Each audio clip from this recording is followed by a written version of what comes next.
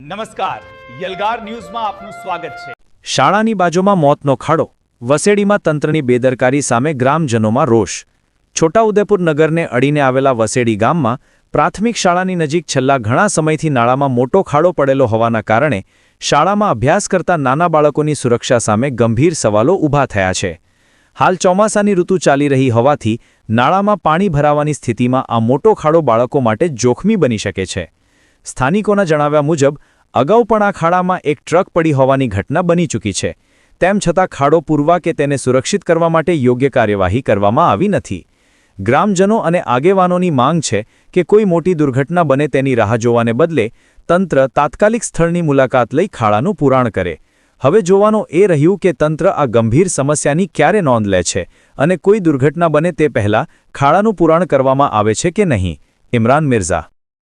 અત્યારે અમે વસેડી ગ્રામ પંચાયતના વસેડી મુકામે ઊભા છે, જ્યાં એક નારું અને મોટો મોતનો કૂવો જેને કહેવાય એવો ખાડો છે અને એની લગોલગ વસેડી પ્રાથમિક શાળા આવેલી છે। એમાં નાના ભૂલકાઓ ભણે છે 1 થી 5 ધોરણના, અને એ બાળક પણ ક્યારેક આ ખાડામાં મોતનું નિમિત્ત બની શકે છે।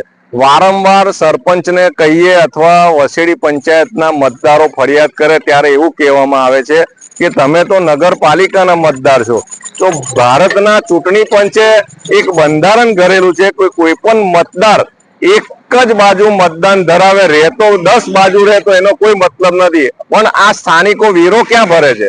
વેરો તો વસેડી પંચાયતને ભરે છે, આવક વસેડી પંચાયત લે છે અને વસેડી પંચાયતના આ વિસ્તારનું કામ કરતા નથી। એટલે આ મોતના કૂવામાં એકવાર તો એક ટ્રક ખાબકી છે, બાજુમાં એક રોડ છે સ્થાનિક સોસાયટીનો, અને ત્યાં વળાંક પર જ મોટો ખાડો છે અને એને કારણે એકવાર એક ટ્રક પણ અંદર ખાબકી છે। 2-3 બાઇક વાળા બી ભૂતકાળમાં પડેલા છે ને હજુ પણ કોઈ મોટા અકસ્માતની રાહ જોવાતી હોય એવું મને લાગી રહ્યું છે। એટલે વસેડી પંચાયતને, તાલુકા વિકાસ અધિકારી, જિલ્લા વિકાસ અધિકારીને હું વિનંતી કરું છું કે આને તાત્કાલિક વસેડી પંચાયતને આદેશ કરી અને આ મોતના કૂવા માટે કોઈ સુરક્ષા ઊભી કરે।